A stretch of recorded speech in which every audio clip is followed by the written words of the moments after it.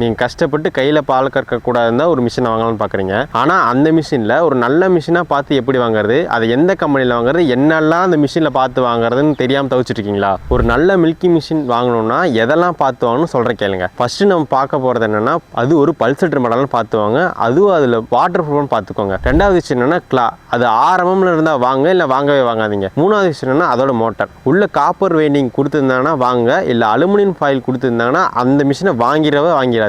இந்த விஷயம் எல்லாமே இருக்கிற ஒரே மிஷின்னா நம்ம எம்டிஎம்மோட பெஸ்டி மில்கி மிஷின் தாங்க. இந்த மிஷினை ஏன் நாங்கள் பெஸ்டின்னு சொல்கிறோன்னா, இந்த மிஷின் 1லேருந்து 15 மாடு வரைக்கும் தாராளமே பால் கறங்க. அது மட்டும் இல்லாமல் இந்த மிஷினை நீங்கள் 3 வெரைட்டியாக யூஸ் பண்ணிக்கலாம். இந்த மிஷினை நீங்கள் நேனோவும் யூஸ் பண்ணிக்கலாம், இல்லை ட்ராலி மில்கி மிஷினாகவும் யூஸ் பண்ணிக்கலாம், ஃபிக்ஸ்டு மில்கி மிஷினாகவும் யூஸ் பண்ணிக்கலாங்க. அதனால தான் இந்த மிஷின் நாங்கள் பெஸ்டி மில்கி மிஷின் சொல்கிறோம். இந்த மிஷினோட ஆக்சுவல் ப்ரைஸ் என்னென்னா 44,900 ரூபா.